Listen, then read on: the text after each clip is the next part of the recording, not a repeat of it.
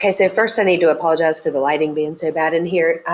As soon as I sit down and walk away from the middle of my classroom, the lights turn off, and I have to get up and wave at the lights for them to turn back on, and that's just a pain in the rear end. So I'm not going to do that right now, so just pardon the lighting, and you really need to be looking at the PowerPoint and the paper instead of me anyway, so it should be all right.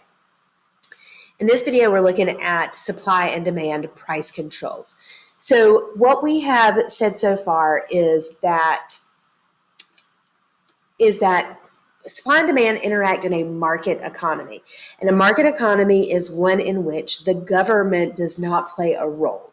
So individual buyers or consumers interact with private businesses or suppliers in order to set an equilibrium price and an equilibrium quantity.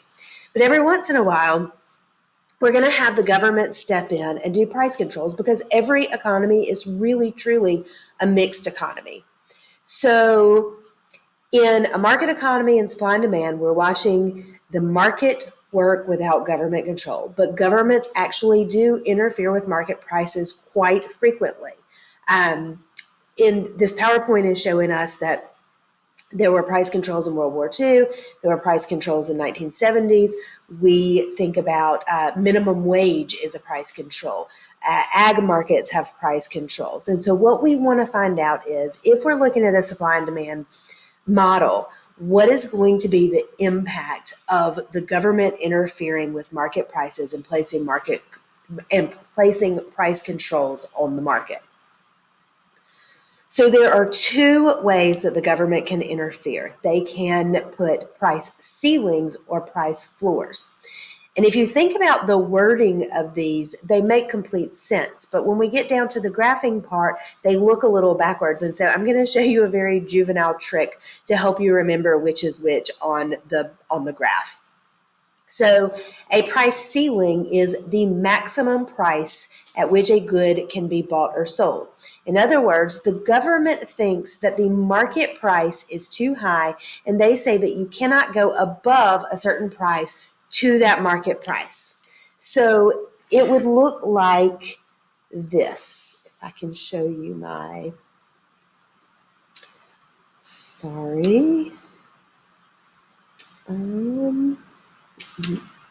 on my document cam. All right, so we know that we would have a market economy that looks like this. So we have quantity, price, supply curve, and demand curve. And here is our happy place, our equilibrium. And whatever this price is over here corresponds with our equilibrium price. And whatever this quantity is here corresponds with our equilibrium quantity. So this, I like to label it, it's silly and it's juvenile, but this is our happy place right there in the middle. So there's our little smiley face where everything that is supplied is also demanded. We call that the market clearing price because everything that is made will clear the market. It is also demanded. So if the government thinks that this equilibrium price is too high, they are going to place a price control in this market, a price ceiling at which you cannot go above. And so the price ceiling would be somewhere right here. It is a price below the equilibrium price because they believe the equilibrium price is too high. So my little very juvenile way for you to remember that is, here you are down here and you are trying to raise the roof and you are very, very sad because you cannot get up to your happy place of equilibrium. You're down here trying to raise the ceiling and you are unable to do that. So an example of a price ceiling would be, let's see if I can make this small and go back to the, okay. An example of a price ceiling would be rent control in large cities. And I always use the example of, I had a cousin who lived in New York, and he and his fiance lived in a basically a glorified hotel room in Harlem because prices for apartments were so expensive in New York City. And even in Harlem, their one bedroom studio was almost double the price of what my house is here in Cordele. And I have a 4-bedroom house. And so, but their one bedroom was double the price of that. They had maybe 900 square feet. Whereas my house would be like 2,500 square feet, and they paid over double for their small space. And so if you live in a large city like that, and you think about where are the teachers going to live? We don't make that much money. Where are the people who work at the gas station? Where are, I always say the garbage men, but garbage men in New York City make a lot of money. Where are the people who work at the clothing store going to live in New York? There's no way they can afford to live there because of the prices. And so sometimes if you're watching sitcoms, you'll see them talk about, I have a rent controlled apartment. And so what happens with a rent controlled apartment is that the government, the city government will step in and say, for this area, you cannot charge above this price for the apartment. And so what happens is that when you have this rent control on an apartment and they say you can't go above this price to get to the equilibrium price, you're now down here in the area of shortage because your demand curve is to the right of your supply curve, meaning there's more demand for apartments than there is supply. For instance, this quantity demanded for an apartment is significantly greater than this quantity supplied of apartments. So when we have rent control or price ceilings on a market, it creates shortages in the market because more people will demand it at this lower price and fewer people will supply it at this lower price. So the price ceiling is a price lower than our equilibrium. It prevents you from getting up to as high as the equilibrium price, and it creates shortages. On the other side of that, we have price floors, and that is a minimum price. And the one that we are most familiar with is minimum wage. Okay, so there are workers who may work for a wage lower than $7.25 an hour. So right now, our president-elect has just proposed a federal minimum wage hike to $15 an hour. There are some states that have already imposed a $15 an hour minimum wage. And so let's look at what could happen when we impose that minimum wage. So if we have a market economy, again, we have a supply curve and a demand curve. We have our equilibrium. Remember, this is our happy place right here where we have the market clearing price and everybody is happy. An equilibrium price here and an equilibrium quantity here. And the government says, okay, we've decided that let's pretend that at $7.25, everybody who wants a job has a job. So this would be the market for labor. So in a market for labor, workers supply the labor and demanders are our businesses. So the demanders are the businesses who are demanding labor and the workers are the wage earners who are supplying the labor. And so our equilibrium prices is actually an equilibrium wage, right? Equilibrium price that you're going to pay for labor or receive for labor. So let's pretend that at $7.25, the current minimum wage, that we're actually at equilibrium. We're not, but we're going to pretend for a moment. If we raise the minimum wage to $15 an hour, we are setting a price floor, saying that you cannot pay or charge any less than $15 an hour for labor. Okay, so what's going to happen is at $15 an hour in our market for labor, that wage is going to cause more people are going to want to work. More people are going to want to get paid $15 an hour than $7.25 an hour. So you will have a greater supply of labor, but you will have a smaller demand for labor. So your quantity supplied increases from whatever your equilibrium quantity is to here. So your quantity supplied of labor is going to increase, but your quantity demanded will decrease because businesses may not be able to pay $15 an hour to every worker. So what happens is that you end up in an area of surplus. So remember, here you are, you're trying to get low, get low, get low, right? Trying to get down to equilibrium as low as this. And the floor is preventing you from getting down to your equilibrium price. This causes a surplus of labor. That is a fancy way of saying this causes unemployment.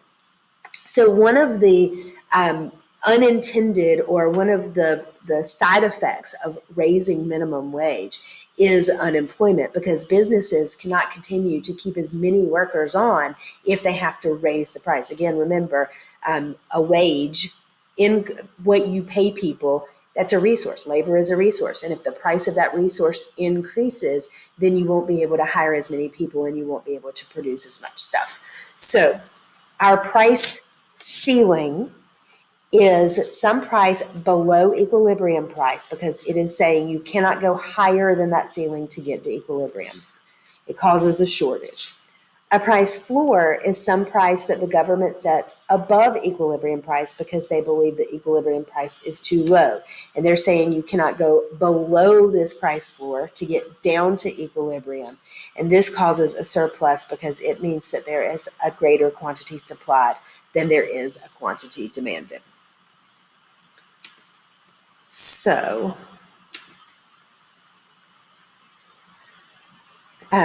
this just reiterates what I drew for you on the graph. Is if the government says that a business cannot charge more than a certain amount, and the price is kept artificially low by the government, then there will be a shortage because more people will purchase it and fewer people will supply it. If the price remains below the equilibrium price for a long time, there can be persistent shortage, and eventually sellers are going to be unwilling to supply this product. We see this we see this in places where you may have, like bread lines. When you've heard about bread lines and people, they're going to reduce the price, but then people have to stand in line because there's not enough supply for people to get it. A lot of times they can use ration coupons if that happens. I just said bread lines, or black markets can develop in this case. So we've talked about what a market is, which is supply and demand coming together without government interference. But these are within the realm of activity that is okay in a society, and the main difference between a market and a black market is the market is usually taxed by the government. A black market is an underground. It doesn't necessarily mean that the material is illegal, or we often think of black markets for things like guns and drugs and prostitution, those things. But it doesn't always happen like that. There can be black markets for things like music, when people illegally purchase music.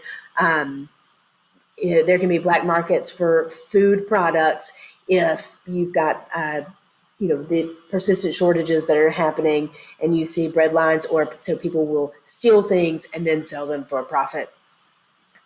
Those would be black markets as well. Price ceilings are going to affect the quality of the product. So if we're talking about our rent control, then if suppliers are forced to rent their apartments at a price lower than they are worth, they're not really going to take care of them very well. So poor quality housing is going to result from long-term rent control. In a farm market, we see a lot of price floors, and the reason that this happens is that it helps our farmers compete with farmers from other countries. And so what happens is that the government will say that you cannot fall below X price in the market for peanuts or cotton or whatever it happens to be. Well, when you can't drop to the market price, then that causes a surplus of the product. When there is a surplus of the product, then the government is going to have to purchase the surplus, and this is going to raise the prices to consumers, because where does the government get their money to purchase the surplus? through your tax dollars. So we talked about minimum wage can cause unemployment. If workers are paid more than what the equilibrium is, then businesses can't always continue to pay that high of a price, and that can cause unemployment. So what we see here is that a market will go to equilibrium if left unattended. Again, these are models and very basic, ceteris paribus, everything else is equal, in a perfect world kind of thing. If left alone, markets will fall back to equilibrium. And when there are price controls, because those prices are not thought to be accurate or thought to be beneficial, the government can step in and say, that price is too low, we're going to set a price floor. Price floors cause surpluses. Or the government can say, we believe that price is too high, we're going to set a price ceiling, and that price ceiling will cause a shortage. So let me know if you have any questions. Feel free to email me or comment on the video, and I will be happy to help.